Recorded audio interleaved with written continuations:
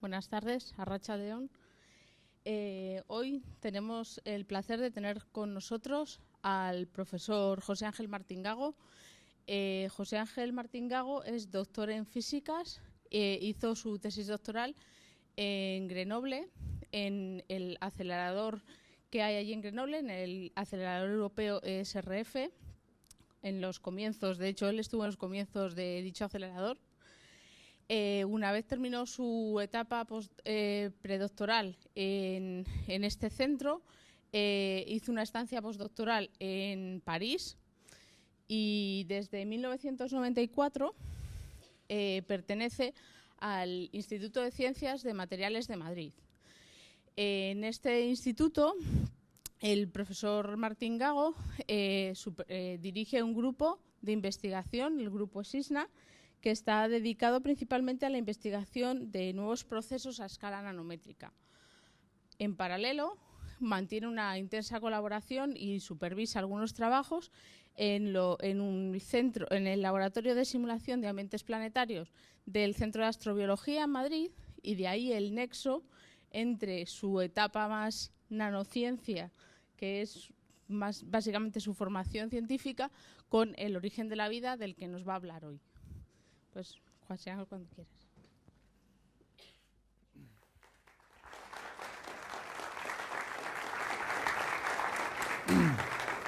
Gracias, Celia, por esta presentación. Y bueno, quería deciros que veo muchas caras conocidas de colegas, pero voy a intentar hablar para el público general, con lo cual les voy a decepcionar a ellos y espero que los demás sean capaces de seguir la charla, porque no voy a utilizar ningún tecnicismo y voy a intentar hacerlo lo más claro posible. Ya saben que divulgación científica es muy difícil de hacer, porque cada uno tiene un nivel y cada uno tiene unas expectativas. Entonces, bueno, es muy difícil porque unos tienen una cierta formación, otros otra. Voy a intentar hablar para todos los públicos, porque voy a intentar plantear los problemas más que las soluciones. Y en concreto de los que le voy a hablar es un tema, yo creo que muy diferente a todos los que se habla normalmente cuando uno habla de ciencia o de divulgación científica. El otro día me decía mi padre, que estaba leyendo uno de nuestros libros sobre nanotecnología, y decía: sí, esto es muy bonito, pero yo te creo, pues porque doctores tiene la Santa Madre Iglesia, pero a mí no me dice esto del grafeno, de que si va a ser, de que si no va a ser, de que si hay que investigarlo así. Muy bonito, pero me satisface un poco la curiosidad, pero nada más, ¿no? Y es verdad, muchas veces los científicos nos preocupamos de cosas a lo mejor muy pequeñas, cosas que pueden parecer muy insignificantes. Sin embargo, de los que le voy a hablar hoy, que es del origen de la vida, es algo que llevamos todos dentro, es algo un poco atávico dentro de nosotros, ¿no? Todas las culturas, todos nosotros nos preguntamos qué hacemos en la Tierra, qué hacemos aquí. No es como un aparato, un dispositivo, un proceso físico, es algo más intrínseco a nosotros mismos, entender nuestro papel en la vida. Claro, esto es verdad que el hombre desde siempre se lo ha estado preguntando, ¿qué hace el hombre en la Tierra, no? Y las respuestas siempre han venido desde el punto de vista de la religión y de la filosofía. Ahora, recientemente, la ciencia empieza a abordar también este problema. Y lo que voy a presentarles hoy día no es más que una serie casi de preguntas, más que de respuestas, de cómo intentamos abordar este tema, de cómo intentamos empezar a estudiar de una manera científica cómo ha surgido la vida en la Tierra. Porque fijaros, ha habido un paso muy importante de una Tierra que era un planeta deshabitado. A lo mejor podemos imaginarnos las fotos de Marte que todos tenemos en la cabeza y del que hablaremos durante la charla, de un planeta deshabitado a un planeta con esta biodiversidad, tanto natural como de todas las cosas que hay hoy día, ¿no? Ha habido un momento en el que esto se ha ido generando, ha aparecido de repente. ¿Cómo? Pues eso es lo que vamos a intentar responder. Y en particular les voy a hablar de un proyecto que hemos estado haciendo. Prácticamente todo él no está financiado, no hemos encontrado financiación. Una parte muy importante, recientemente hemos encontrado financiación para aplicar estos métodos de nanotecnología y de nanociencia, que ya les contaré qué son, para entender el origen de la vida. Entonces les voy a hablar de muchas ideas que tenemos de cómo estudiar el origen de la vida. Bueno, también decir que esto es muy complejo en el sentido de que no solo es una ciencia. Yo soy físico, pero necesitamos de químicos, necesitamos de biólogos, necesitamos de geólogos, porque vamos a imaginarnos la Tierra como era hace 4.500 millones de años. Necesitamos de astrofísicos, porque veremos que mucha de la materia que tenemos aquí viene del espacio. Entonces es un trabajo muy interdisciplinar y del que yo no soy especialista en todos los temas, en todos los campos, y por tanto, bueno, según las preguntas, pues podremos también hablar del tema. Pero no esperen respuestas de todo. Entonces, aquí en este dibujo podemos ver que esto involucra a moléculas que se forman en el espacio, a planetas nuevos que se van creando, a moléculas que se forman en este planeta y al final la emergencia de la vida. Y vamos a intentar ver cómo podemos formular algunas preguntas o intentar responder a algo de este tipo de cosas. Bueno, decir que esta charla también está motivada porque hoy día en San Sebastián, hoy comienza, o mejor dicho, comienza mañana por la mañana, un congreso nacional que es el congreso que se llama Fuerzas y Túnel, que es un congreso que reúne a toda la comunidad de gente que trabaja en nanociencia y nanotecnología utilizando microscopías muy avanzadas. Microscopías que nos van a permitir ver los ladrillos más pequeños. Ese congreso se organiza por una parte Celia Rogero, que trabaja en el Centro de Física de Materiales de aquí, del CSIC y de la Universidad del País Vasco, y por otro lado Fernando Moreno, que viene del Centro Nacional de Biotecnología del CSIC y está auspiciado por el DIPC. Es decir que esta ha sido un poco la excusa para realizar esta charla hoy aquí, en la que vamos a intentar relacionar el origen de la vida o ver cómo se puede estudiar con técnicas de nanotecnología. Bueno, muy bien. Efectivamente vamos a juntar dos mundos y vamos a ver cómo lo vamos a ir tejiendo entre la charla. Entonces, en la charla voy a ir diciéndoos, puesto que seguramente no lo conocen, algunas ideas básicas de lo que es y lo que pretende ser esta ciencia que se llama nanociencia o nanotecnología, junto con ideas del origen de la vida, y voy a intentar mezclar las dos, para también entiendan un poco lo que se va a discutir en esta semana en el congreso este llamado Fuerzas y Túnel, que se celebra aquí en San Sebastián. Bueno, como ya he dicho, la pregunta de qué hacemos aquí, del origen de la vida, es una pregunta que nos hacemos todos y que nos la hemos hecho desde que el hombre es hombre. Por ejemplo, esto lo encontré en el Museo de la Ciudad de México. Es una escultura de 300 años antes de Cristo que simboliza justamente el origen de la vida. Entonces, para ellos, el origen de la vida estaba en la tierra. Es decir, todas las culturas, todas las religiones, desde que el hombre es hombre, han intentado responder a esta pregunta. Y lo han intentado responder con las herramientas que tenía, que eran la religión y la filosofía. No voy a entrar en eso. Lo que digo no quita ni pone para una cosa ni para otra. Cada uno que tenga sus ideas, y esto no va a quitar ni poner, como digo. Pero el problema científico principal ha venido porque para estudiar, claro, lo que pasó hace 4.500 millones de años, no tenemos ni fósiles, ni rocas, ni datos experimentales. Ese es un problema, que la ciencia normalmente necesita apoyarse en datos experimentales, y para estudiar el origen de la vida no los hay. Por otra parte, tampoco conocemos vida fuera de la Tierra, con lo cual no tenemos otras imágenes de otros seres vivos, de cómo son o de cómo dejan de ser. Por lo tanto, es muy difícil aplicar el método científico a algo que pasó hace tantísimo tiempo. Si ya la policía para encontrar a un ladrón le cuesta y pasó el crimen hace nada, imaginaos ahora encontrar algo que pasó hace 4.500 millones de años. Está muy lejos en el tiempo y no hay estos datos experimentales. Este es el motivo por el que este tema ha sido siempre el campo de la filosofía, de la religión y también de las paraciencias, por desgracia, ¿no? Y cuando se ha abordado desde el punto de vista científico, se ha abordado esencialmente desde la simulación y la teoría. Y ahora estamos dando por primera vez este paso experimental de empezar a estudiarlo desde el punto de vista del experimento. Lo que también veremos en esta charla es que tenemos más preguntas que respuestas, como ya os he dicho. Entonces veremos, lo que haré esencialmente es contaros esas preguntas que tenemos y ver cómo intentamos responderlas. Pero veréis que no es nada fácil responder a estas preguntas. Y ahora dejadme pasar al otro tema. Voy a hablar un poquito de la nanotecnología para que entendamos qué es esto. Todos hemos conocido la evolución por ejemplo, desde el disco que teníamos, desde el long play, la cassette, el CD, el DVD y ahora la música digital. Es decir, vemos que la tecnología siempre intenta tener más capacidad en menos espacio, ofrecer más cosas en un espacio más reducido. Por ejemplo, miraos, este es un ordenador de los años 50, uno de los primeros que hubo, y ya tenía hasta una pantalla gráfica, o sea que era enorme. Y sin embargo, este ordenador tan enorme no es nada comparado con el mío o con cualquiera que puedan tener ustedes en vuestra casa. Es decir, la microelectrónica que cambió nuestra forma de vivir ha ido bajando el tamaño de los objetos tecnológicos cada vez más y más y más. Y cada vez tenemos más en menos espacio. Esta es como una norma de la tecnología, más en menos espacio. Pero ¿cómo ha ido trabajando? Ha ido trabajando como un escultor.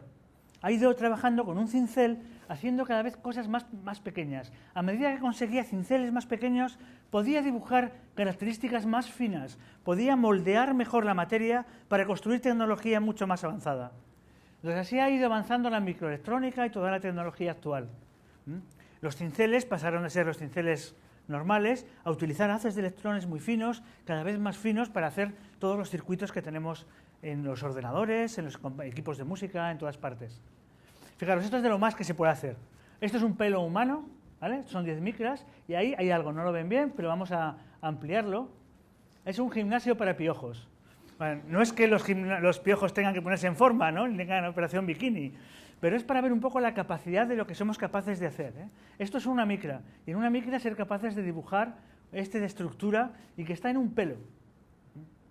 Bueno, esto no tiene, digamos, más que un sentido académico, pero si esto, que es lo que está pasando en los circuitos impresos que tenemos, en los circuitos integrados de nuestros ordenadores, es lo que se utiliza. Pues todo esto es la tecnología actual, que ha ido haciendo cinceles más y más pequeños para trabajar como un escultor. Pero ¿hasta cuándo? ¿Hasta cuándo podemos ir reduciendo el tamaño? ¿Cuál es el ladrillo más pequeño? Porque el nanómetro, como ya saben, es una unidad de medida. Está el metro, 1000 veces menos el milímetro, 1000 veces menos la micra y 1000 veces menos el nanómetro. Bueno, ya tenemos un nanómetro que está aquí cuando vamos bajando en la escala y tenemos cosas muy pequeñas, casi del tamaño de un átomo o un poco mayores. Y entonces la pregunta es ¿hasta dónde vamos a llegar? Cuando lleguemos al tamaño de un átomo, de unos pocos átomos, ya no podemos seguir bajando. Ya no podemos seguir utilizando ese método porque es el ladrillo más pequeño. Cuando tengamos el ladrillo más pequeño no podemos seguir dándole con el cincel, porque ya no podemos, sería otra cosa muy distinta, ¿no? Entonces hay que cambiar la forma de pensar. Y lo que la nanotecnología propone es cambiar esta forma de construir objetos. No trabajar de una manera descendente, haciendo cosas más y más pequeñas, sino trabajar como un albañil. Dejar de lado un poco el escultor y empezar a poner ladrillos uno encima de otro, para trabajar como un albañil y poder construir objetos desde abajo para arriba. Claro, esto parece una idea bonita nada más, ¿no? Pero ¿cómo se hace? Porque lo del cincel es muy fácil, pero lo del albañil, manejando ladrillos que son átomos, pues parece que es complicado. Sin embargo, es lo que hace la vida. La vida empieza con unas pequeñas células que empiezan a reproducirse, empiezan a aumentar y al final tenemos un ser vivo. Entonces la vida realmente es el único sistema que funciona usando estas ideas de nanociencia y nanotecnología. Y un poco, esta es la gran relación, ¿no? Que es así como funciona. Entonces la nanociencia y la nanotecnología, que es la ciencia que esperamos tener en estos siglos que vienen y la que haga la tecnología que va a venir o que está viniendo ya, pues va a trabajar usando ideas completamente diferentes a las que tenemos ahora. Por ejemplo, construyendo, poniendo moléculas una detrás de otras, como está pasando ahora en nuestras células, de manera espontánea, a través de la química. Esto está pasando ahora en nuestras células. Estas máquinas están transportando material de un lado a otro sin que nos demos cuenta. La pregunta que nos hacemos es, ¿podremos aislarlas? ¿Podremos intentar aprovecharlas para tener un motor que sea así de pequeñito y que funcione como funciona nuestra célula? Pues eso es lo que se está investigando, esa es la nanociencia. Nuevas ideas. Por ejemplo, los virus. Esta es una foto de un virus. El virus, como ya saben ustedes, es infeccioso. Aquí dentro de esta cápsida hay un montón de ADN que va a infectar, por ejemplo, una célula, una bacteria. ¿Qué pasaría si en lugar si domesticamos este virus? Si somos capaces, con las técnicas de manipulación que tenemos, de cambiar su ADN por medicina. El virus iría a infectar y al fondo nos curaría. Pues ya son nuevas ideas que se están barajando, ¿no? Que tenemos una foto de un virus que ha reventado y pueden ver el ADN que lleva dentro, ¿no? Pues son ideas nuevas que se están empezando a trabajar con ellas, a manipular la materia en la escala del nanómetro, que es lo que pretende la nanociencia, para construir todo este tipo nuevo de máquinas que trabajen para nosotros sin necesidad de ir haciendo cosas más y más pequeñas, que trabajen solas, como la química, como emerge la vida, ¿no? Bueno, el virus, los tamaños del virus, es decir, que son de nanómetros y demás, pero ya es un poco técnico. Bueno, volvamos al tema de la vida. Para entender la vida tenemos que entender cuáles son sus ladrillos, ya hemos hablado un poco de ellos. Pero ¿cuáles son nuestros ladrillos? Los ladrillos de los que estamos hechos cada uno de nosotros.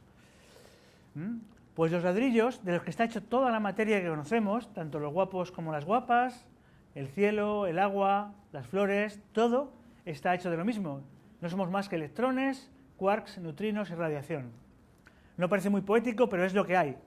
Somos esto, una mezcla de todas estas cosas. Y esos son nuestros ladrillos, y tenemos que trabajar con ellos.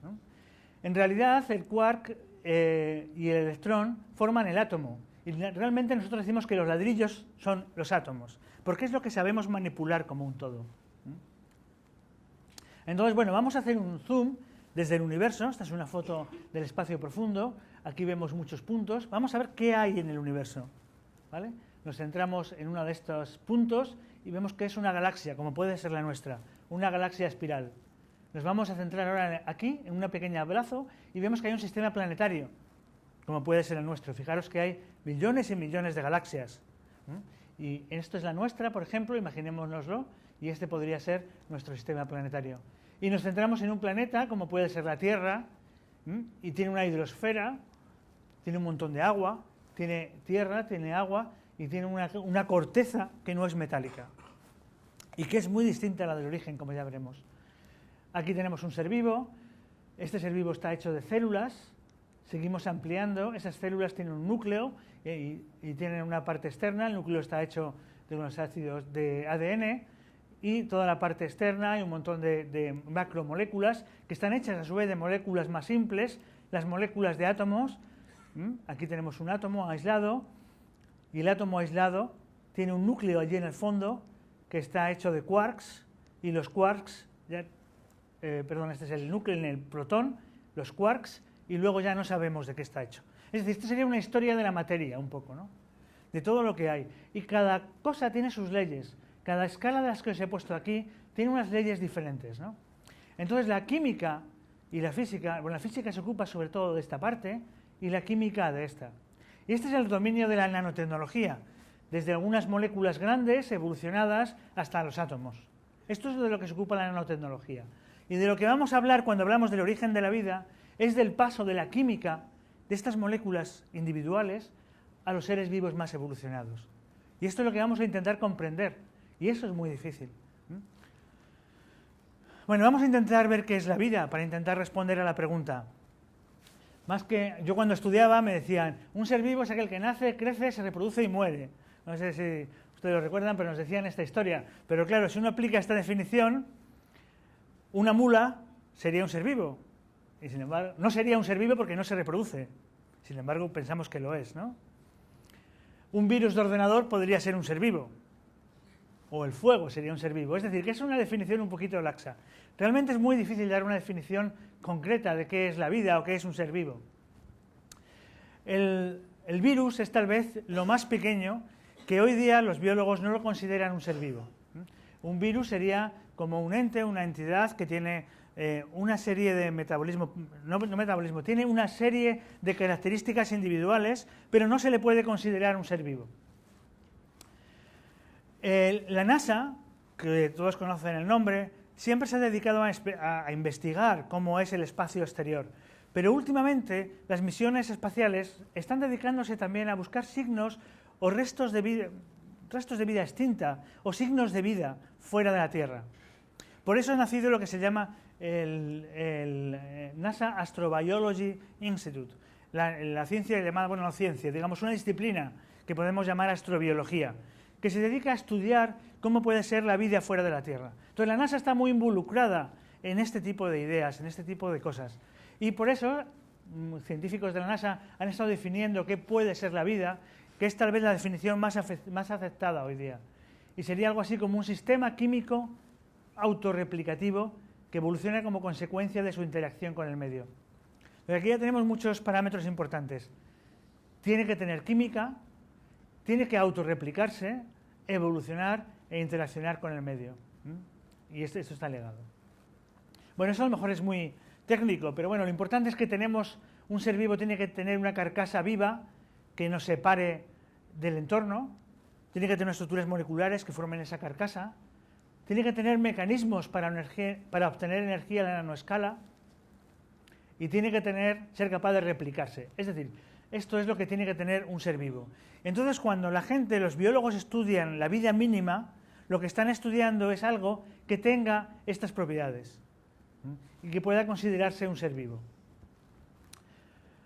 Pero bueno, vamos a cosas mucho más sencillas. Por ejemplo, ¿qué preguntas hay que abordar? La primera es si hubo un solo origen o hubo muchos. Eso es un tema que no sabemos. Si fue algo que surgió en un momento de la historia de la Tierra y que no se ha vuelto a repetir, o que es algo que está sucediendo muy frecuentemente, entre comillas. Tal vez las condiciones actuales no sean las adecuadas y las del planeta primitivo en un momento dado sí que lo fuesen. Esa es una pregunta muy difícil de responder. Otra que parece que ya sí que hay de acuerdo es si venimos de un solo ser o de varios. Parece que venimos de un mismo ser, de un solo ser, de un solo organismo. Ya hablaremos de eso también ahora. Y hay otra pregunta muy interesante, es si es algo probable o improbable, es decir, si es azar o necesidad. ¿Es la vida algo que tiene que pasar o es simplemente una casualidad? Vamos a explicarlo. Por ejemplo, es un imperativo físico, si tú mezclas el cloro y el sodio, forman sal. Y si los pones en agua, se separa. Eso es una cosa clarísima, es química pura. ¿Es la vida algo, un imperativo físico que está escrito porque la química ya lleva a la vida? Si es así, está claro que existe vida en muchos planetas y que es muy parecida en todos. Si esta es la respuesta que le damos a esta pregunta. Si la respuesta que le damos es que es una fluctuación, de que es azar, pues entonces es muy distinto. Imaginaos esta nube que se forma con forma tan bonita de corazón y se forma y dura un instante y desaparece para siempre. ¿Es una fluctuación como esta nube o como esta que tiene forma de ser vivo? Sería algo así como si tenemos un montón de letras, las tiramos, una sopa de letra y aparece escrito un mensaje, ¿no? O que nos toque la lotería, que puede pasar, pero que la probabilidad es realmente baja. ¿Es una fluctuación o es azar? Si esta es la respuesta, que es una fluctuación, seguramente estamos solos o casi solos en el universo, porque la lotería le toca a uno. Entonces, depende de cómo respondamos a esto, tenemos unas consecuencias u otras. La NASA, para estudiar si es una fluctuación, ha enviado una sonda que lo que intenta es ver cuál es la composición química del sistema solar comparada con la fuera del sistema solar. Y lo que ha visto, curiosamente, es que la composición de este sistema solar en el que ha surgido la vida nuestra, la que nosotros conocemos, claro, es más rica en oxígeno. O sea, que es decir que sí que pudiera ser que aquí se hubieran dado una fluctuación tal que hubiera permitido la emergencia de la vida. Pudiera ser, pero los datos, de nuevo, son muy incipientes y todavía muy escasos. También hay una tercera posibilidad. Por ejemplo, estos son copos de nieve. Es nieve, la física es la misma o la química, pero se han cristalizado en distintas montañas. Y cada uno está cristalizado de una manera diferente. Es decir, pudiera ser que lo principal estuviera escrito en las leyes de la física o de la química, pero que el azar o las fluctuaciones o el entorno decida la forma. Si esto es el caso, si esta es la respuesta a esta pregunta, entonces existiría vida en muchos planetas y sería muy distinta, sería completamente distinta en cada una, como son los copos de nieve, que es todo lo mismo, pero todo diferente, ¿no? Entonces, en ese caso debería ocurrir, ¿no? El problema es que, como veis, es una pregunta muy simple y según cómo la respondamos, las consecuencias son muy grandes, son muy diversas y es muy difícil saber cuál es la respuesta a esta pregunta. Y estamos intentando, pues a través de misiones científicas o espaciales, intentar responderla, pero no es evidente. Si este es el caso, el último que os estaba diciendo, claro, pensamos que la vida es algo mucho más que aparece a menudo, y tal vez exista en Marte, que es el planeta más cercano y más parecido a la Tierra. ¿Por qué no? Claro, hoy día sabemos, por las misiones espaciales, de las que hablaré ahora un poquito, que ahora no hay nada en Marte, pero tal vez existió vida en Marte. Parece claro que ha habido grandes océanos en Marte que se han extinguido. ¿Dónde está ese agua? ¿Dónde está el agua de los océanos que cubría Marte? Marte hoy día es un desierto. ¿Es un anuncio de lo que pudiera ser la Tierra? O tal vez todavía tenga vida, pero bajo tierra. Está claro que en la superficie no. Pero también sabemos que la vida, hasta hace poco también se pensaba que la vida era algo muy lábil, ¿no? Porque los seres vivos, si tú miras los hombres, por ejemplo, pues viven en un rango de presión y de temperatura muy, muy pequeño. Todas las temperaturas que pueda haber, parece algo muy delicado, parece algo que se rompe. Tenemos más de 40 grados y morimos, ¿no? De 50. O sea, parece algo verdaderamente frágil. Y sin embargo, la vida se evoluciona, no solo es la nuestra. Hay organismos, como lo son los que se llaman extremófilos, que son capaces de vivir en condiciones muy, muy adversas. Vivir bajo tierra, vivir en centrales nucleares, vivir en ambientes ácidos, salinos. Es decir, que la vida se va adaptando al medio, como decíamos antes. Entonces, bueno, pues tal vez existió o tal vez existe vida en Marte, pero bajo tierra, protegiéndose ahora de todo lo que sería la radiación cósmica que recibe el planeta. Por eso, también como os decía antes, la NASA está cambiando un poco el foco de las misiones espaciales. Antes la NASA buscaba aprender de la geología de los planetas, buscaba aprender cómo estaban hechos, cómo eran las cosas. Ahora se preocupa más de cosas más cercanas a la población, como puede ser si hay vida en otros planetas y qué relación hay con la vida en la Tierra, con los cambios climáticos. Intenta un poco acercarse a lo que es la sociedad. Y hace poco despegó una sonda nueva, que es el Curiosity, que es un explorador, un rover, que está en la superficie de Marte. Y no me resisto a ponerles un vídeo de cómo aterrizó, porque esta misión es muy cercana a nosotros, y ahora les contaré por qué. Y bueno, pues aquí tenemos la sonda cuando llegó a la atmósfera marciana, para ver qué se encontraba. Entrar en la atmósfera, aunque sea tan tenue como la de Marte, la atmósfera de Marte es 7 milibares y aún así tiene mucho rozamiento, la nave espacial se calienta muchísimo. Aquí va, dentro de esta cápsula, va el transbordador, se va acercando a la atmósfera, que es muy distinta a la de la Tierra, no hay oxígeno, es CO2, se acerca. Bueno, aquí la NASA empezó con un método nuevo de amartizaje, que yo cuando lo vi pensé que iba a ser un fracaso y hay que reconocer que ha sido un éxito impresionante. Primero suelta un paracaídas, que de nuevo, aunque la atmósfera es muy tenue, funciona, reduce la velocidad, aunque la caída sigue siendo muy fuerte. Aquí ya vemos que se han desprendido de la tapa, este es el rover, que quiere posar en la superficie. Lo suelta y unos retropropulsores lo estabilizan y empieza a bajar. Aquí se acerca... Bueno, aquí hay imágenes mezcladas reales de cuando fue... Es una animación de la NASA, pero tiene mezcladas imágenes reales. Empieza a bajar el rover y cuando ya está cerca... Vamos a ver... Se va acercando. Aquí hubo un problema, bueno, luego les cuento el problema que hubo. Estos retropropulsores levantaban mucho polvo que dañaron algunos sensores. Son imágenes reales del amartizaje.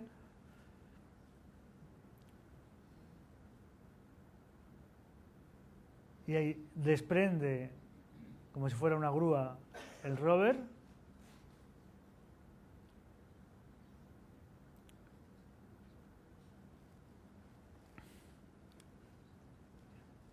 Como decía ahora, cuando se acerca, estos propulsores levantaron polvo y piedras golpearon la parte de abajo, rompiendo algunos de los sensores. Y esta parte se eyecta a la superficie del planeta, quedando el rover aquí.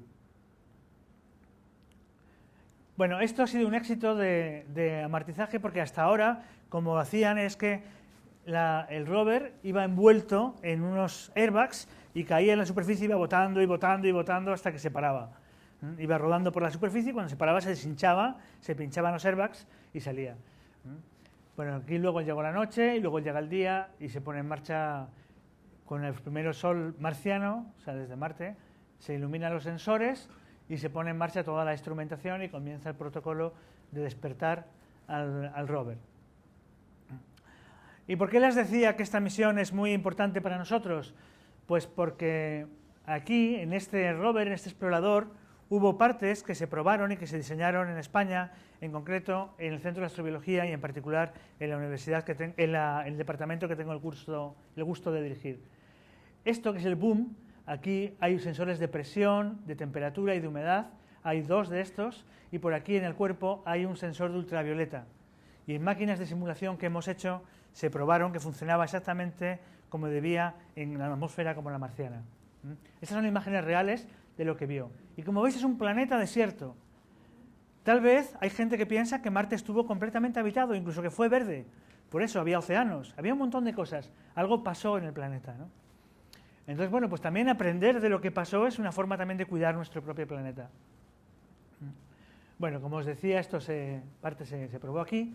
Y esto es otra misión antigua en la que una rueda escarbando, porque claro, si ha habido océanos, ¿dónde está ese agua? Pues el agua es uno de los grandes misterios también. Como ven, más preguntas y preguntas sin resolver. Una de las ruedas, al derrapar de uno de los rovers, sacó un poquito de hielo de la superficie. Por eso hay gente que pensaba, o que piensa, hay muchos científicos que piensan, que puede haber hielo debajo de la superficie marciana. Es decir, que el agua puede estar debajo, puede haberse filtrado en el interior. Y entonces puede haber vida en el interior de Marte todavía. Entonces, por eso, en algunas de las próximas misiones que vayan a Marte, las sondas llevarán un pequeño taladro para perforar el suelo marciano y ver qué hay y estudiar el interior del planeta. Pero bueno, vamos a seguir hablando del origen de la vida. ¿Cuándo aparece la vida en la Tierra? Claro, esto es muy complejo de decir. Yo no sé si hay un juego que a mí me gusta mucho, que uno llega a casa, te encuentras a tu hijo viendo la tele y está acabando la película. Y es interesante, en lugar de preguntarle qué pasó, intentar ver esos 20 o 30 segundos e intentar rebobinar la película. E intentar imaginarte cómo comenzó. Seguramente nos imaginamos cosas muy descabelladas y cosas que no tienen nada que ver de cómo empezó en realidad. Pues un poco es eso lo que estamos haciendo. Estamos intentando rebobinar una película, pero nosotros vemos solo 3 milésimas de segundo. Y unas 3 milésimas de segundo intentar ver qué pasó al principio de la película, ¿no? La vida ha sido un proceso muy largo. Desde una Tierra primitiva, que era una Tierra bastante inhóspita, hasta este planeta lleno de biodiversidad que es en el que vivimos ahora, han pasado algo así 4.500 millones de años. Claro, en este tiempo, pues se han pasado muchísimas cosas. Y intentar saberlo estando aquí es muy complejo.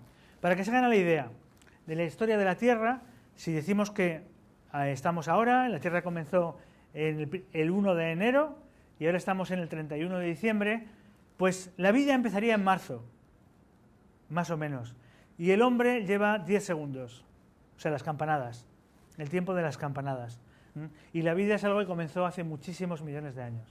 Entonces, claro, no tenemos que pensar en la vida como la vida del hombre en la Tierra. Nosotros acabamos de llegar, somos aquí nada, ¿no? Entonces, para que se hagan la idea, hace 4.500 millones de años la Tierra era un planeta completamente diferente. Y aquí entran en juego los geólogos, que nos dicen cómo de difícil para que hubiese vida en ese planeta. Era imposible. Altas temperaturas, gran cantidad de radiación, bombardeo de meteoritos, mucha actividad, era imposible. Con el tiempo, este planeta se fue calmando, empezó a formarse una hidrosfera, empezaron a formarse nubes, cambió mucho la química del planeta y ya pudo haber condiciones para la vida. Entonces, aquí todavía no había vida, obviamente. Aquí están los primeros fósiles, que son unas cosas que se llaman cianobacterias, ¿vale? Que son unos microfósiles que se han encontrado, y es hace 3,5 millones de años. Bueno, pues aquí ya había vida, ¿vale? Ya tenemos un límite superior. Aquí, la atmósfera con oxígeno que conocemos está por aquí. O sea, que es cuando ya se diversificó la vida y el hombre es nada, como decíamos, y toda la explosión cámbrica es de hace nada. Por aquí, en algún punto, entonces, tenía que estar ese primer ancestro común a todos, que lo llaman Luca, por siglas del inglés. Entonces, este Luca debía aparecer por aquí. Entonces, la vida, como tal, tenía que aparecer entre aquí y aquí, más o menos, ¿no? Pero en esta escala, aquí que tenemos ya una Tierra en la que puede haber moléculas orgánicas que se empiecen a organizar, y aquí que ya tenemos, pues a lo mejor, estructuras como tipo RNA o DNA que se autoorganizan. Claro, realmente empezó muy pronto la vida, ¿no? Teniendo en cuenta lo que os decía, para ver la escala de tiempos, si el planeta comenzó con la hidrosfera el 1 de enero y empezó en marzo, realmente fue un proceso bastante efectivo, ¿no? O sea, no tardó muchísimo en aparecer, ¿no? En esta parte. Y sin embargo no tenemos ninguna idea. Hay muchísimas preguntas de qué pasó aquí, de cómo se pasa de un sistema que es química pura a biología pura, de la que no sabemos nada. Y de que la nanotecnología puede intentar aportar algo. Y esta ha sido un poco un montón de ideas que hemos estado proponiendo y, como he dicho al principio, casi ninguna se ha podido realizar. La nanotecnología lo que nos propone son herramientas para estudiar esa química. Estamos cambiando ahora la segunda parte de la charla, que es la nanotecnología. Y en concreto, por ejemplo, la gente habla de este personaje, Richard Feynman, que en 1959 dicen que es el padre de la nanotecnología, porque en esta época pronunció un discurso en Estados Unidos, en el que, si ahora uno lo lee, realmente parecía muy curioso, que parecía que realmente iba a adivinar el futuro. Proponía que se podría llegar a jugar con átomos. ¿Por qué no? No venía ninguna ley física que nos prohíbe construir con átomos, como os decía al principio. ¿Por qué no vamos a poder manipularlos? Son entidades que uno podría llegar a manipularlos. Y, bueno, esas ideas las expuso en una conferencia y ahí quedaron. Y ahí quedaron, pero años después se descubrió un tipo de microscopios, que es de lo que versa el congreso que hay ahora en San Sebastián, que son capaces de ver estos átomos, de verlos y manipularlos de alguna manera. Entonces, bueno, estas microscopías nos permiten pues ver estos átomos, estos ladrillos más pequeños y manipularlos. Para que se hagan la idea de lo que es ver un átomo. Sería algo así como si uno se sienta en la Luna, mira la Tierra, ¿vale?, y puede ver los tornillos de la Tour Eiffel. Este es el nivel de amplificación que uno necesita, ver los tornillos de la Tour Eiffel desde la Luna. Pues esto es un poco lo que consiguen este tipo de microscopios. Llegar a ver lo más pequeño, el ladrillo más pequeño que tenemos, que es el átomo. Y funcionan de una manera muy simple, muy ingeniosa, pero muy simple. Si nosotros tenemos una punta muy afilada, tan afilada que al final acaba en un solo átomo, y le hacemos pasar por encima de un material, podremos sentir los átomos, como yo, igual que cuando paso mi dedo por encima de un teclado, que siento las teclas, como braille un poco, ¿no?, como leer en braille. Entonces, si yo consigo esa punta tan afilada, podría sentir un poco cómo son la materia, cómo está hecha la materia. Pues así de simple funcionan, sintiendo la materia. Y bueno, normalmente nosotros trabajamos en máquinas, en microscopio, que puede trabajar al aire, lo hacemos trabajar en entornos de vacío, en entornos de líquido, en máquinas a lo mejor enormes y con mucho aparataje, ¿no? Pero nos permite ver lo profundo. Vamos a ver algunas imágenes de este mundo de lo más pequeño. Esto, por ejemplo, es una superficie de oro, como la que pueden tener en alguno de los anillos, ¿no? Estos escalones que ven aquí son escalones de una sola fila de átomos. De aquí a allí hay una sola fila de átomos. Y todo esto son átomos que están uno detrás de otro. Para que lo vea mejor, yo me puedo fijar en esta zona y la aumento y veo que son cosas rectas. Estos son los escalones atómicos, que se llaman, ¿no? Terrazas de un material que es el oro que todos conocemos. Si yo ahora me pongo aquí, llego a verlo con más precisión. Y veo que tiene estas pequeñas ondas. Me sigo metiendo dentro de ellas y al final acabo viendo los átomos. Cada bola es un átomo. Y esas ondulaciones que veíamos, pues son estas ondulaciones. Los átomos no están al mismo nivel. Hay átomos de oro que prefieren estar un poquito más altos que otros para relajarse, ¿no? Es una manera de relajarse. Y son cosas que aprendemos de cómo se comportan los átomos.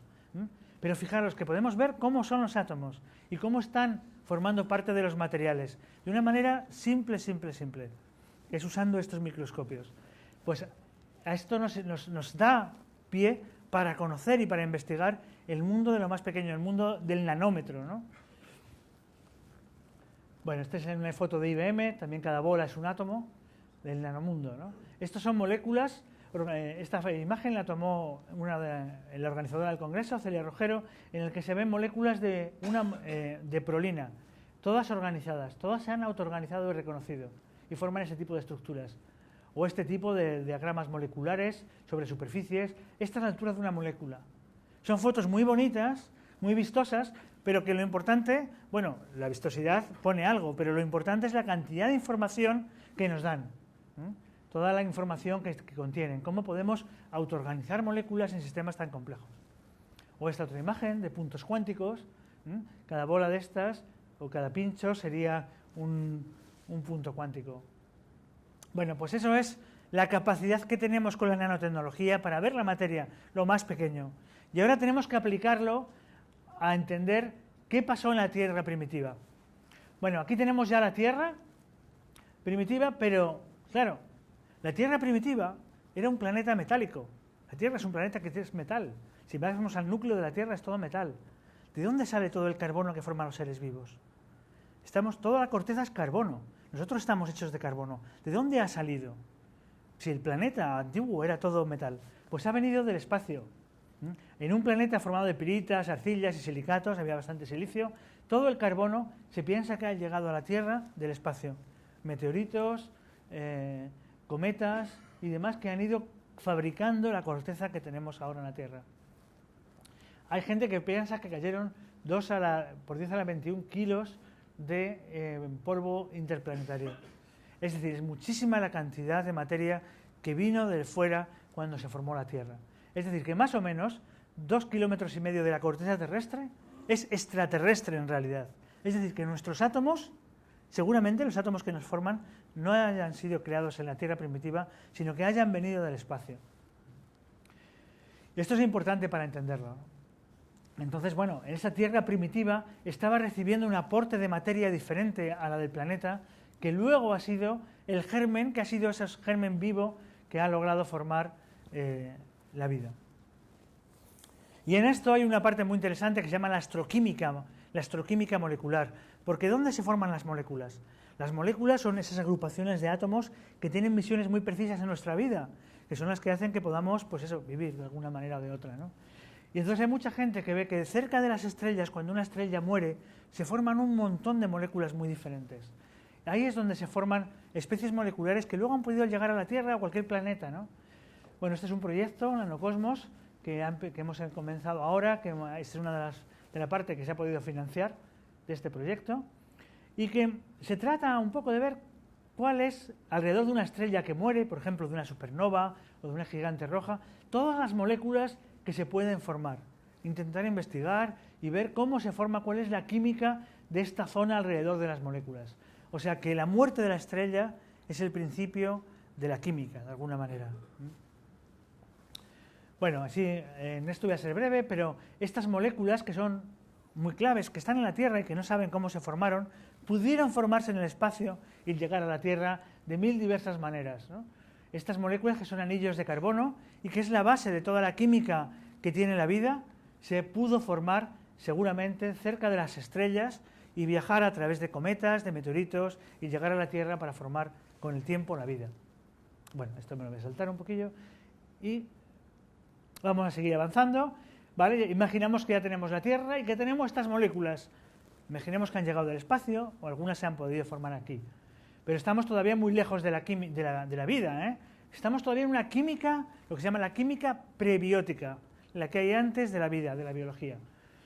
Bueno, pues ahí hubo muchos modelos. Por ejemplo, el primer modelo científico realmente viene de este hombre, de Oparin, en 1924, en el que él pensaba que efectivamente, bueno, también Aldán decía lo mismo, que es el modelo de la sopa prebiótica, que seguro que todos conocen.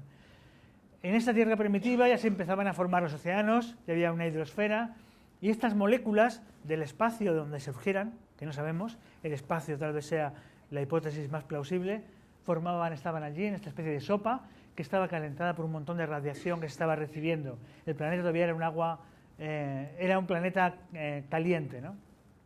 Y aquí se podían dar esas reacciones químicas para formar en esta sopa estos elementos necesarios para la vida. Tenemos la radiación, tenemos las moléculas, tenemos la temperatura. El agua parece esencial y el agua también por las misiones de la NASA sabemos que está en muchísimas de las galaxias, ¿no? Alrededor de muchas estrellas hay señales de señales que nos dicen los satélites que corresponden a agua. Es decir, que muchas estrellas, más de lo que pensamos, tienen agua alrededor y, por tanto, planetas donde puede haber vida. Les voy a contar un experimento que fue muy importante porque fue la primera vez que se abordó de verdad el problema del origen de la vida de manera científica, que es el experimento de Miller. Este hombre, pues lo que hizo fue, bueno, pues cogió toda la información que se tenía en el momento para simular cómo era el planeta primitivo. Entonces cogió un océano, lo calentó, se formó el vapor de agua, y entonces en una campana por aquí metía los gases que se creía que habían y le daba descargas eléctricas que podían simular los rayos. Luego enfriaba lo que salía y miraba a ver qué se formaba. Bueno, pues la conclusión que este agua evaporada a esta temperatura, mezclada con estos gases y con descargas eléctricas, lo que le formó fue todos los aminoácidos. Los aminoácidos son los ladrillos de la vida. Tenemos el átomo se junta en moléculas y algunas de esas moléculas son los que llaman los aminoácidos que forman nuestras proteínas. Es decir, que este hombre de materia inorgánica como agua, hidrógeno, metano, pudo formar los 20 aminoácidos de la vida y muchos otros monómeros. Simplemente usando descargas eléctricas y un matraz cerrado que puede simular la atmósfera. Entonces, esto es muy importante porque ve que hay un paso desde la química inorgánica a la química orgánica. Es decir, que la vida se puede sintetizar, se pudo sintetizar esos ladrillos a través de descargas eléctricas en la Tierra primitiva. Esta es la foto de cómo se le quedó recubierto el matraz. Se le puso naranja, que son los colores de estos aminoácidos. Es decir, que realmente estaban aquí, por lo tanto se podían ver. Bueno, el 10% del carbono era orgánico, o sea que la eficiencia no es muy alta, pero tenía una eficiencia relativamente grande. Claro, tiempo hay mucho, ¿no? O sea que él estuvo días, pero podías estar todo el tiempo que quisieras haciendo este proceso. Claro, este experimento se ha criticado mucho porque él tomó una composición de la atmósfera terrestre que era propicia, que era de alguna manera que ayudaba a que pasara este proceso. En realidad, lo que se sabe hoy día es que la atmósfera era mucho más oxidante y por eso ha recibido mucha crítica a este experimento. Pero yo creo que lo importante de este experimento es ver que la ciencia, con la tecnología, puede cada vez más intentar abordar problemas tan complejos como este y aportar alguna idea nueva, ¿no? Pero bueno, este es uno de los mecanismos principales que se cree que pudo operar para pasar de estos gases a materia orgánica. Aquí tenemos una foto porque este hombre falleció hace recientemente. Curiosamente, en muchos meteoritos que se han encontrado y que se han examinado la composición química, aparecen aminoácidos parecidos a los que se han encontrado en el experimento de Miller. Y en las fuentes geotérmicas también se puede dar todo esto, porque las fuentes geotérmicas es un sitio en el que hay agua, que hay calor, que están más o menos confinados y en los que se pueden formar distintas cosas a distintas alturas. Estas fuentes geotérmicas submarinas pueden ser una fuente de materia, de moléculas orgánicas que luego se tengan que organizar. Todavía estamos muy lejos de la vida, ¿eh? Bueno, entonces había más problemas. Claro, ya tenemos moléculas, pero había algunas que no se pueden sintetizar tan fácil por estos caminos, como la ribosa, que forma parte de todo el RNA de nuestras células. Entonces, ¿cómo se forman estas moléculas tan complejas y tan específicas? ¿O cómo se forman estos anillos policíclicos tan grandes? Pues no es tan sencillo encontrar rutas para la formación. Y por eso la idea de que estas moléculas pudieran formarse fuera, pues cada vez tienen más peso. Por ejemplo, Joan Oró es una de las personas, que es un español, que de los primeros en proponer que estas moléculas podían tener un origen extraterrestre, como puede ser a lo mejor Marte. Hay gente que piensa que la vida en la Tierra puede ser una contaminación de la vida en Marte, que pudo venir en meteoritos. Igual que nosotros ahora estamos a lo mejor contaminando el planeta Marte con los elementos esenciales de una vida que luego reaparezca más tarde en Marte. Entonces, bueno, pues esto son cosas, ideas que, bueno, que todavía no se sabe, pero que están ahí planteadas, ¿no? La verdad es que esta parte de este origen, de esta exogénesis de la vida, es cambiar el escenario del problema, ¿no? Ponerlo en Marte, ¿no? No soluciona el problema de cómo se genera la vida. Simplemente nos dice de que a lo mejor estamos aquí gracias a que antes lo hubo en Marte, ¿no? La vida. Bueno, pues fijaos que estamos en esta escala de evolución. La Tierra, moléculas muy simples.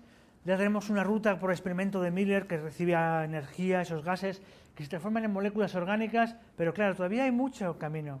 O sea, tenemos ya moleculitas, pero de esas moleculitas que están ahí en disolución o donde sea, hasta un aminoácido, hasta una proteína, por ejemplo, o hasta un ADN, hay un camino enorme todavía, y tal vez uno de los más difíciles. Y esta es una de las grandes preguntas.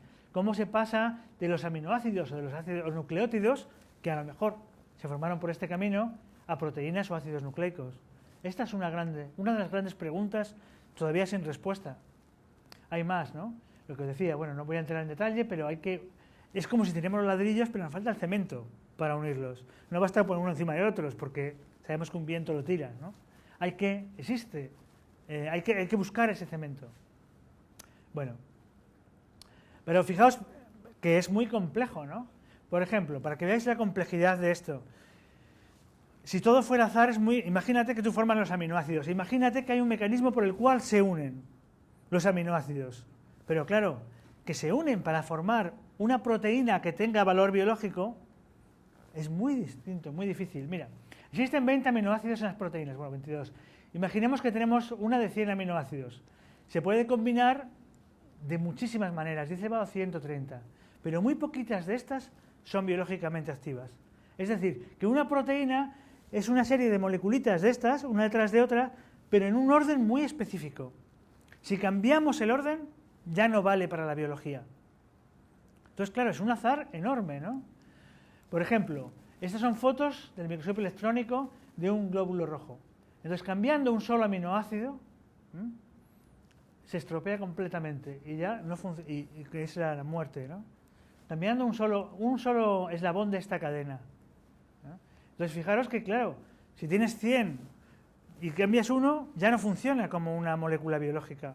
Entonces, claro, que esto se produzca por azar, pues es algo que realmente es muy complejo de entender cómo se producen estas primeras moléculas biológicas que funcionan. Y hoy día no existe una interpretación o un mecanismo oficial para entender este tipo de proceso. Luego hay otro problema en la sopa prebiótica. Claro, fijaos que una moleculita está en el agua disuelta y tiene que encontrarse con otra y reaccionar para dar otra más larga y luego encontrarse con otra y luego con otra. En 3 dimensiones la probabilidad de que haya un encuentro y que haya una reacción es muy baja. Es muy baja la probabilidad de que haya esas reacciones. Entonces, claro, la eficiencia es muy pobre. ¿Cómo se pudo dar toda la biodiversidad y toda esa cantidad de moléculas? Y además hay que eliminar el agua. Entonces, bueno, pues aquí es otra idea que también hemos intentado explorar desde la nanotecnología, que es el papel catalizador que pudieran tener las superficies de muchos minerales. Entonces, más bien que una sopa, a lo mejor fue una pizza prebiótica. Pizza en el sentido que tienes una superficie caliente en un horno en el que pones todos los materiales en 2 dimensiones. Al reducir la dimensionalidad, aumentas la probabilidad de que se formen estructuras más complejas y mucho más suculentas que la sopa, además. O sea que esta es una de las teorías también más modernas de que en lugar de que fuera una sopa, fuera algo parecido a una pizza. Por así llamarlo, bueno, no una pizza, eso lo llamo yo. Y las técnicas de superficie como la que nosotros hacemos también ayudan a intentar investigar este tipo de cosas, ¿no? Por ejemplo, otro de los grandes enigmas de la historia, o sea, de la vida actual, son los aminoácidos. Los aminoácidos que tenemos son todos L. Es decir, L quiere decir que una molécula son como las manos, ¿no? Las manos no las puedes superponer, son como una reflexión una de otra. Las moléculas las hay así, zurdas y diestras, como las manos. No hay manera de que sean iguales. Entonces, los aminoácidos son todos como si fueran zurdos. Todos los aminoácidos son zurdos. ¿Por qué? Si la molécula biológica es esencialmente igual, es exactamente igual. Pero en un momento dado, todos han sido zurdos y ya toda la vida está hecha con aminoácidos zurdos. Podrían ser diestros. Porque los azúcares que tenemos son diestros, son de la otra especie. No están mezclados. Esos son los grandes misterios de la vida. ¿Por qué hay esta separación entre aminoácidos L y azúcares D, ¿no?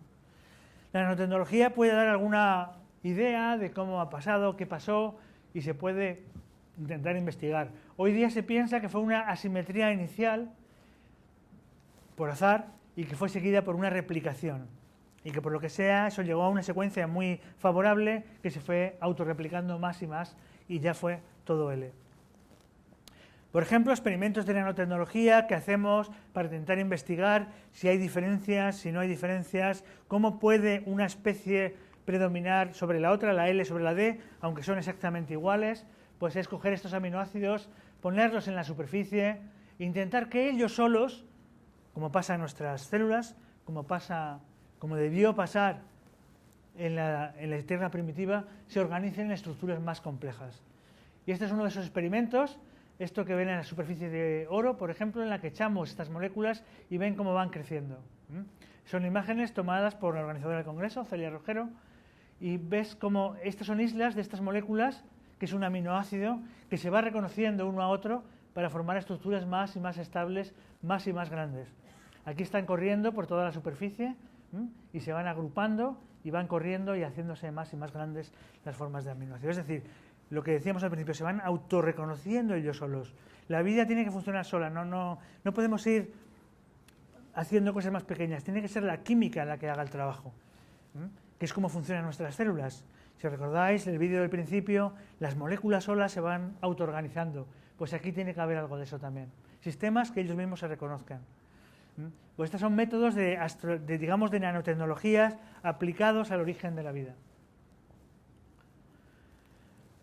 Les dije que podíamos ver con estas técnicas los tornillos de Latour Eiffel, que eran los átomos. Pero más que eso, no solo vamos a ver los tornillos, sino que vamos a apretarlos y aflojarlos.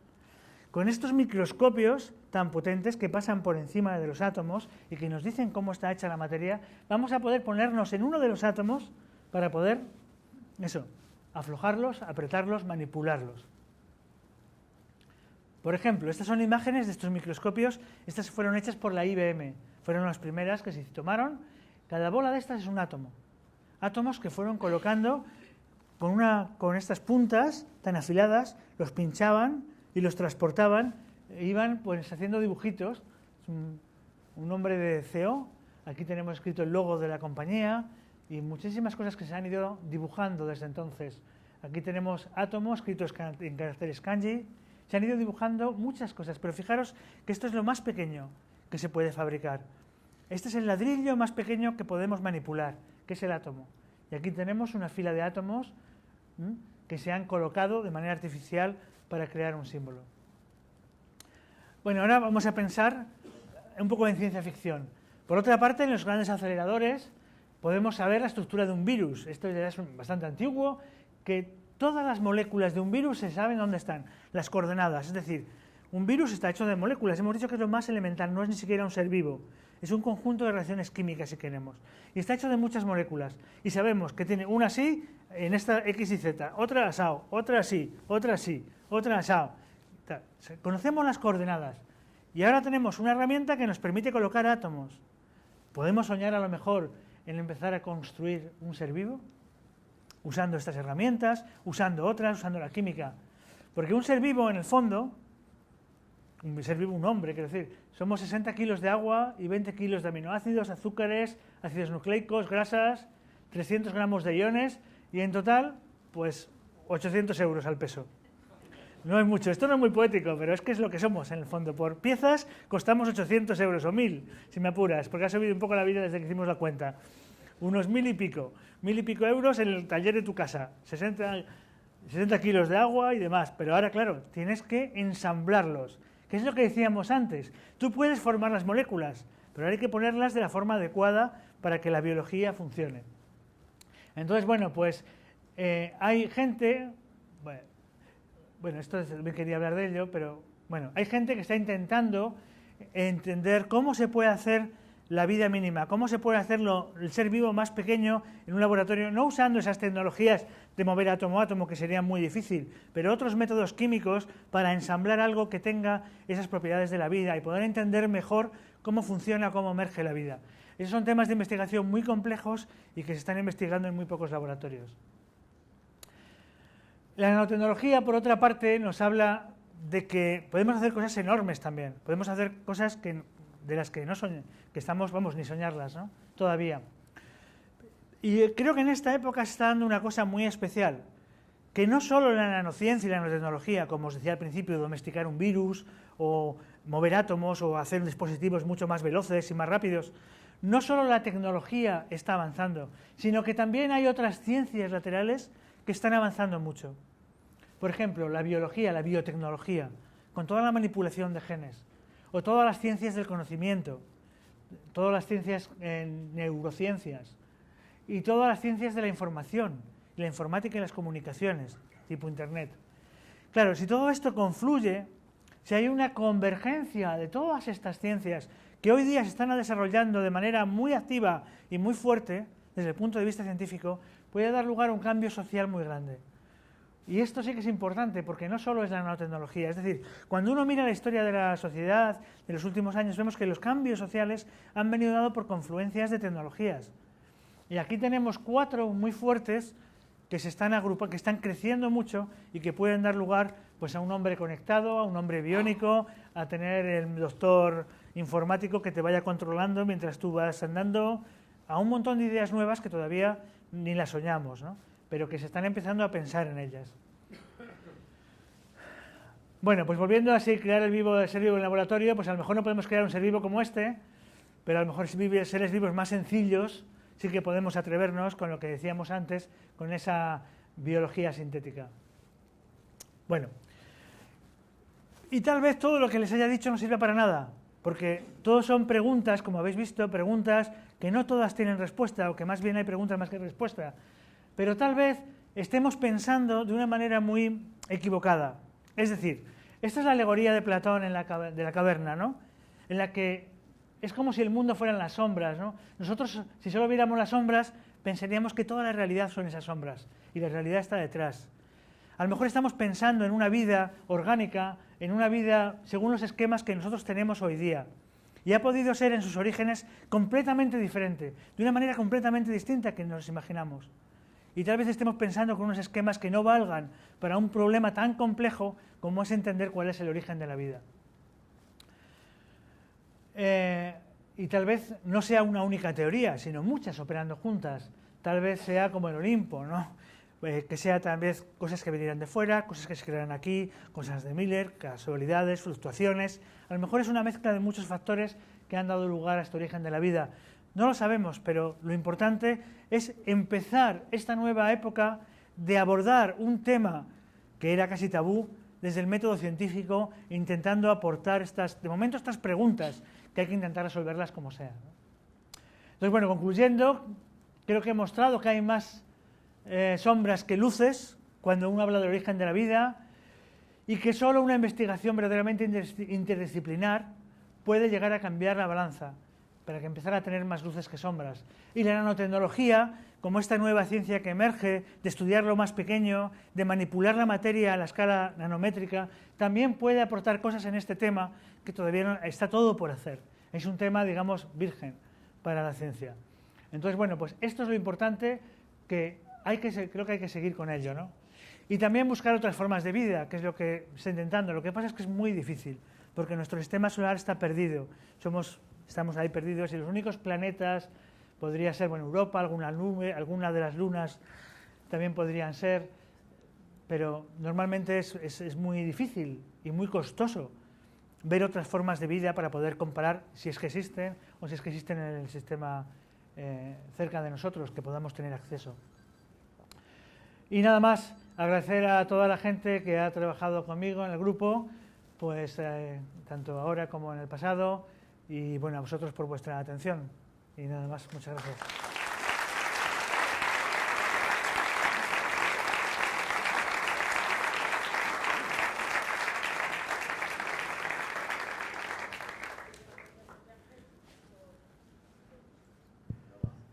Muchísimas gracias, José Ángel, por esta interesantísima charla.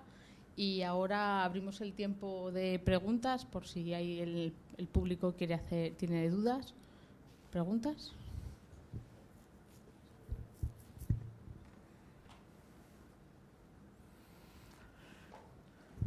Hola, buenas. Como en relación al punto ese que has mencionado de la neurociencia, yo he visto un documental por televisión, no sé si es cierto o no, que 3 neurocientíficos americanos bastante importantes del mundo que han demostrado que tenemos alma dentro de nosotros. ¿Usted tiene alguna constancia de eso? No, no tengo constancia. Es muy difícil. Vamos a ver, sinceramente yo creo que la ciencia no se ocupa de esos temas. Es decir, el método científico no llega a hablar o a preocuparse si llegamos a tener alma o no. Es decir, las cosas funcionan de una manera siguiendo la química, siguiendo la biología, siguiendo una serie de leyes, y yo creo que la ciencia de verdad no entra. Hay un problema en todo esto. Claro, la ciencia, todo lo que venga con el apelativo ciencia o NASA, muchas veces, ¿no? Todos vimos, la NASA ha dicho que, y parece que es palabra de Dios. Se está aprovechando muchas veces, no digo que sea este caso porque no tengo constancia de esa noticia, pero se está aprovechando para darle un viso de calidad a muchas cosas. Incluso con la misma nanotecnología. Muchas veces cualquier cosa que tenga nano delante parece que ya es una cosa muy moderna, y que es una cosa muy avalada. Y se está aprovechando mucho esas palabras precisamente porque la sociedad no conoce, la ciencia no está preparada para... Me refiero porque bueno, hay una rama de medicina que es la neurología, sí, que eso bueno, la van estudiando el cerebro, y bueno, una serie de científicos, me imagino, que irán estudiando pues diferentes patologías que tiene el cerebro. Sí. Entonces, no sé si va enfocado por ahí o no. No, es que El alma es otra cosa. No se puede, desde la ciencia no podemos poner ni quitar. Es más, de la ciencia no se preocupa de eso. O sea, yo diría directamente que... Vale, gracias.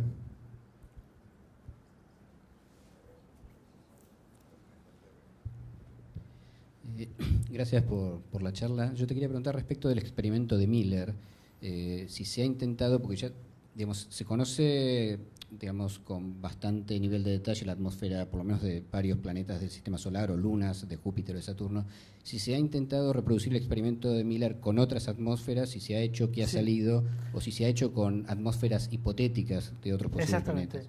Exactamente, se ha hecho con un montón de atmósferas hipotéticas y reales. Se han hecho con muchas, con Venus, se ha hecho con planetas, no te sé decir algunos, pero se ha hecho con muchísimos planetas. Y han salido moléculas, siempre salen moléculas orgánicas. Realmente lo que se ha visto también es que cuando uno somete a estos materiales, a estas moléculas inorgánicas, a descargas o a radiación ultravioleta, que es otro de los parámetros nuevos que se ha introducido, se generan enseguida reacciones químicas muy distintas que dan lugar a moléculas más complejas. Y eso se ha hecho y se sigue haciendo. Es una línea abierta de investigación todavía.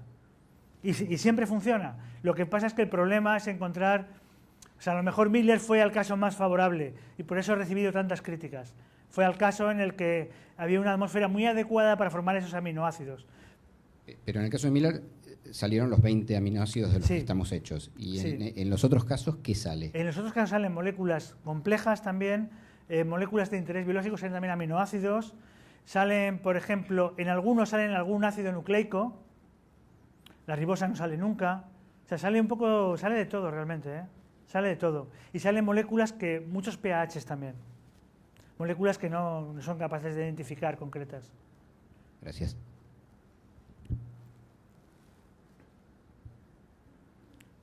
Sí, hola, buenas. Yo creo que cuando se habla del origen de la vida te remonta a 4.500 millones de años, o bueno, yo creo que habría que remontar hasta 14.000 millones de años, cuando empezó el universo, ¿no? Luego también una pregunta es ¿por qué los microscopios de efecto túnel o los que utilizáis no pueden ir más allá de lo que es el átomo, o sea, quarks para... Y luego me quedaría otra, pero... Sí, bueno, te respondo a esta si quieres primero. Sí. Claro, si tú miras la composición del átomo, el átomo hemos dicho que tiene una carga en el centro, que es el núcleo, y está rodeado por esos electrones. Ese es el ladrillo, no es lo más pequeño que hay, porque más pequeños son los protones, los neutrones y los quarks que lo hacen, pero es lo más pequeño que se puede manipular como un todo. Vale. Porque si tú quitas los electrones, tienes más capas de electrones y luego tienes nada y el núcleo está allí al fondo. Sí. Eso no sabemos manipularlo. Y de todas maneras eso ya no entra tanto, no forma tanto parte de la química. La forma que tenemos de encontrar información sobre ese núcleo es una forma muy burda, es a través de los colisionadores, es chocándolo, ¿no? Sí. Es como coger un martillo, ¿no?, para entender cómo está hecho un reloj y romperlo a martillazos y ver las piezas que salen, ¿no? Es algo tan burdo como eso. Que se pueda manipular, que sepamos manipular, hoy día se para en esas bolas, entre comillas, que son los electrones rodeando a los núcleos. Vale, gracias, he respondido. Y luego, bueno, es una pregunta, una curiosidad personal, o sea, que has dicho todo está interconectado, o sea, ahora es difícil separar pues la nanotecnología con el genoma, con las diferentes ciencias que están en auge ahora, ¿no? Entonces, yo creo que hace poco, y a raíz de lo que ha dicho antes del alma y estas cosas, bueno, no tiene mucho que ver con esto, pero bueno, ¿sabes? Michio Kaku, un físico, tú eres físico, ¿no? Sí. El famoso Michio Kaku, ha descubierto que los taquiones, bueno, estudiando el semirradio de los taquiones, aislar lo que es la materia de lo que no es. O sea, él ha visto ahí un vacío, entre comillas, que le llama Dios. Bueno, eso ya es un poco lo que cada uno como quiera llamarlo, ¿no? Hay gente que no lo llama así. Simplemente, lo que quiero decir también es que una cosa es la materia que conocemos, que es la que yo os he contado aquí.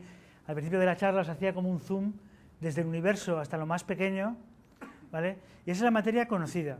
Pero los astrofísicos saben que hay más materia que no tienen ni idea de cómo es. Solo saben que pesa y que tiene y que hay más masa escondida en alguna parte, que es lo que llaman la materia oscura. Materia oscura y energía oscura. Y energía oscura. Sí, pero eso, asignarlo a Dios... Pero es lo que cuando digo, yo o sea, hablo de Dios no hablo de sí, Dios sí. religioso, ni no me estoy refiriendo Sí. a ese sentido. Es que es una tendencia, las Esa- religiones antiguas, o sea, las culturas antiguas, cuando algo no lo comprendían, lo llamaban Dios. Es que ese es el error. Hay que Y cambiar ese es el error a lo mejor. O sea, cuando algo no lo conozco, eso le pongo un atributo divino y ya está, ¿no? Y entonces, claro, la ciencia tiene que romper eso, de alguna manera. Muchas gracias por la charla.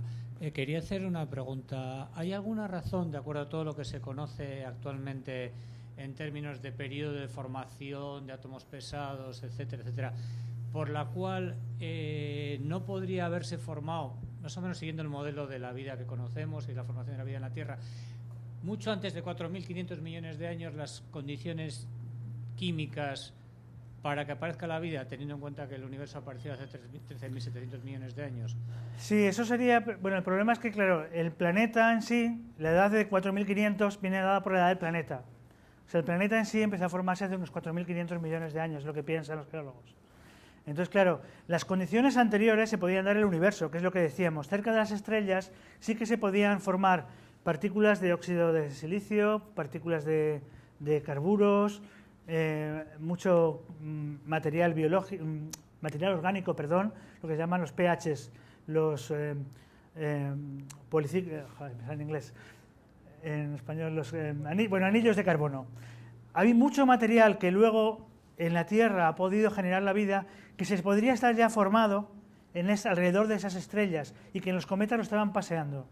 Cuando el planeta empezó a nuclearse, a formarse, ese material fue cayendo y fue cubriendo esa corteza. Entonces, claro, de alguna manera sí, antes de los 4.500 millones de años ya podían haber llegado moléculas que se hubieran formado fuera. Eso es lo que se piensa.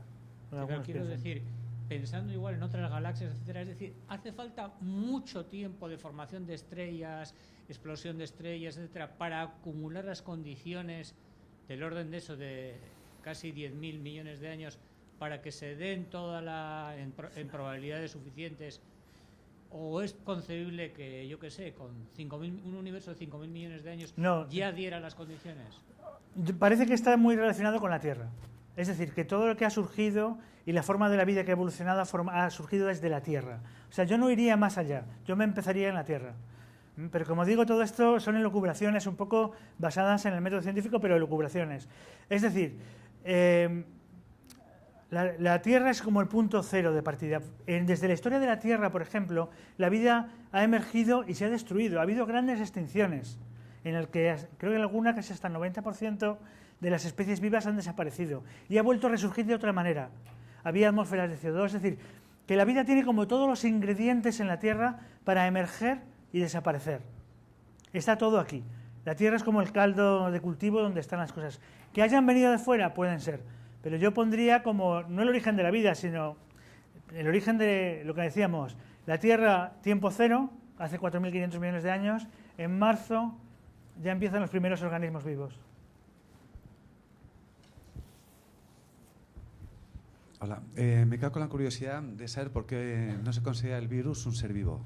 Porque lo he estado pensando y me Porque parece que si cumple. miras la definición, el virus no tiene un metabolismo propio. Necesita infectar. Realmente es una serie de reacciones químicas. El virus no tiene una...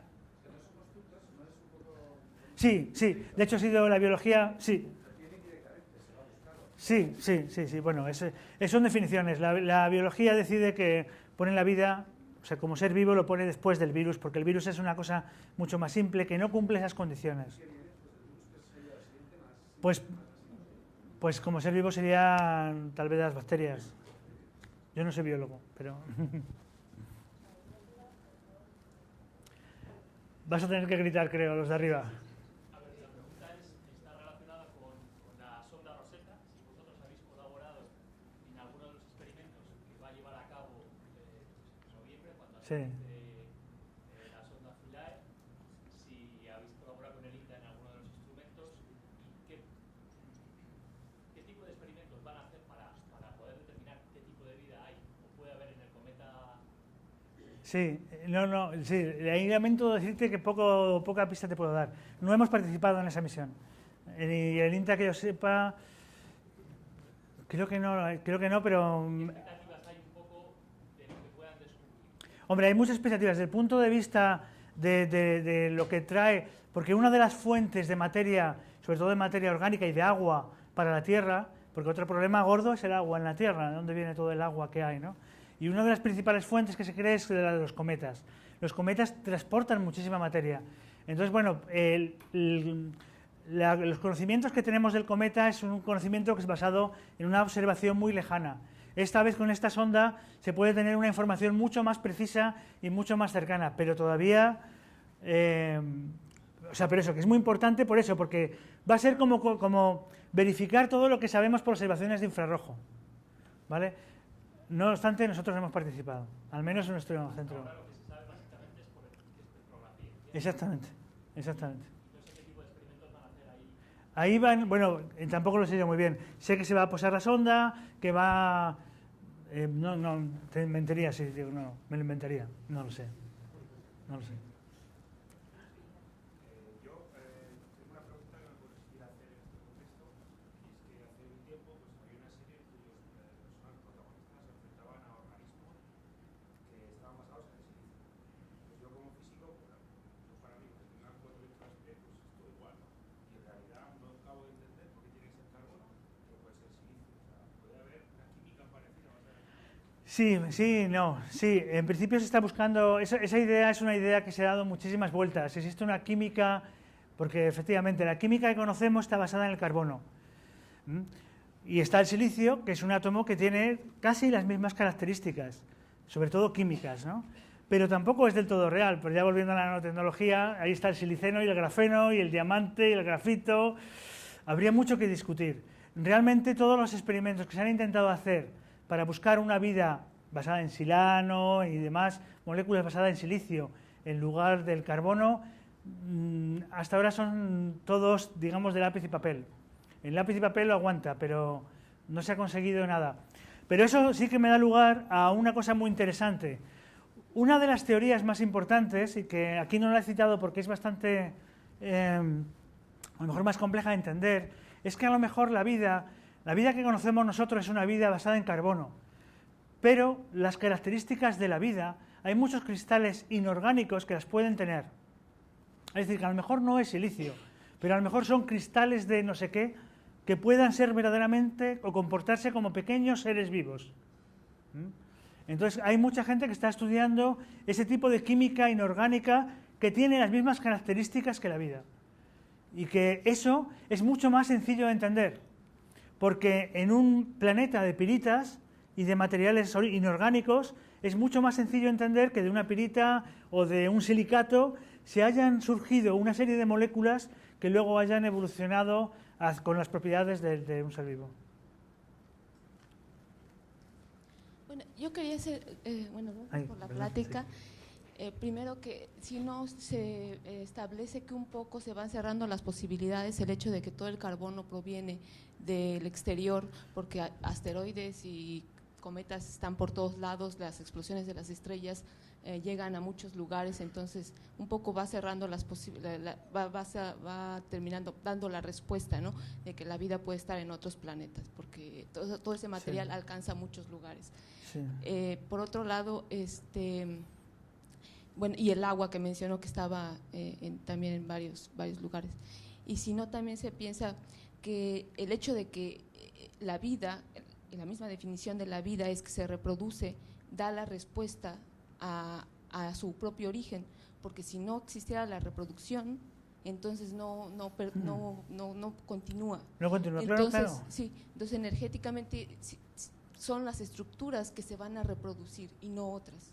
Exactamente, o sea, el punto principal de la vida es que tiene esta autorreplicación que decíamos. Exacto. O sea, que se va a autorreplicar. O sea, es encontrar una molécula, un grupo de átomos que van a intentar copiarse haciendo más de lo mismo. Sí. Y eso llama un poco el principio de la vida. Entonces, eso es lo que se llama, tampoco he querido entrar en un gráfico, a ver si llego a uno de esos gráficos que ponía...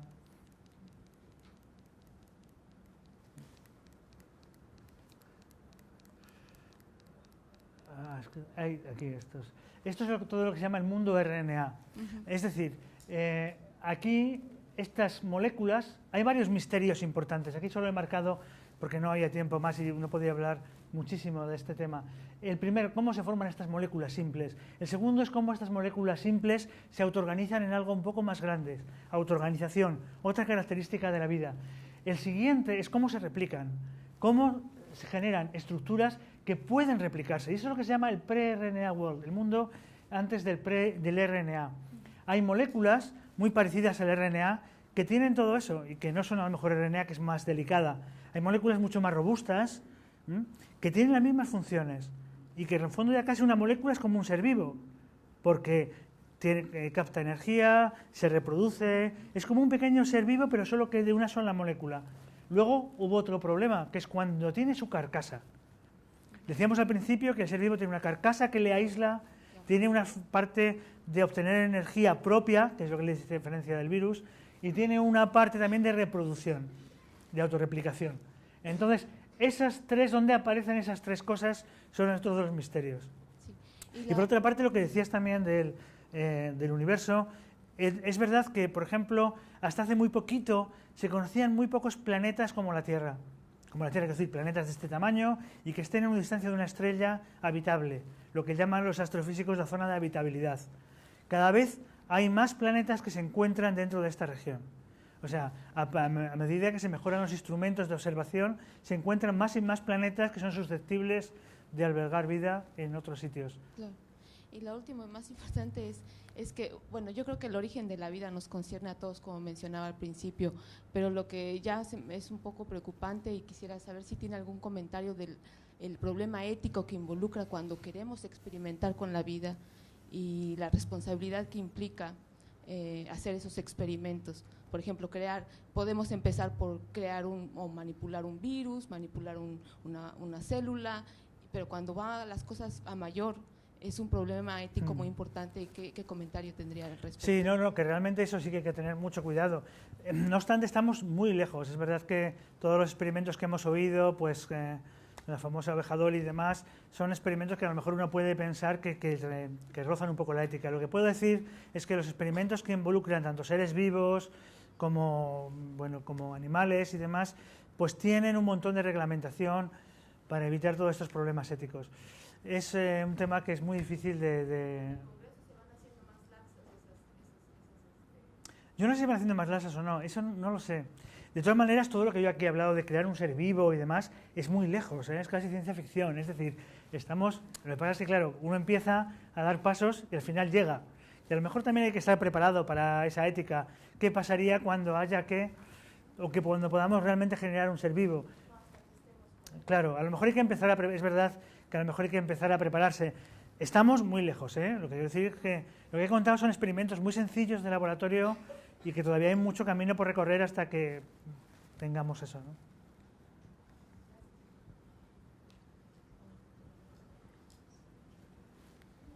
Hola, gracias por la charla.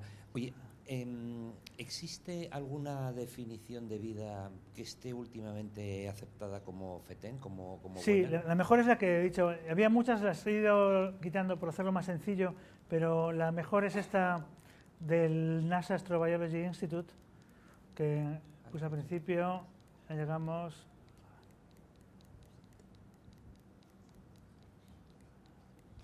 A ver, bueno, al final va a estar más lejos de lo que pensaba.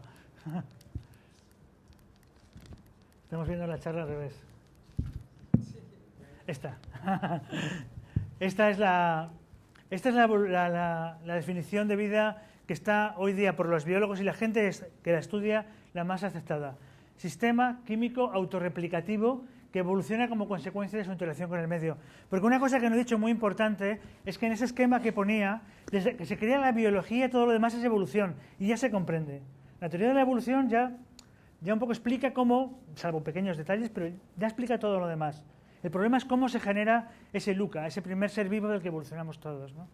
Y esta es la gente que estudia este tema, esta es la definición que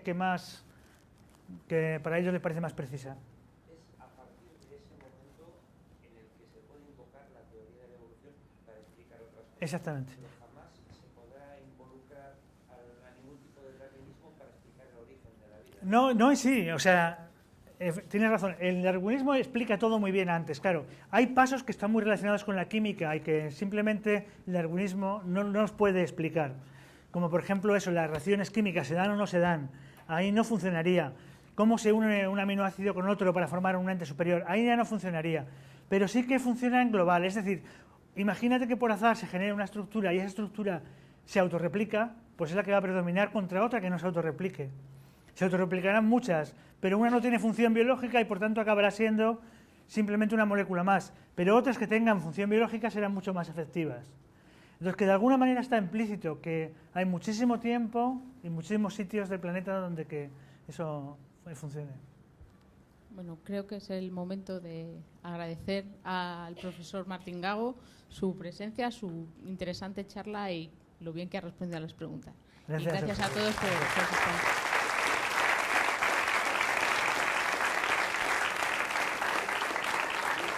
Mm.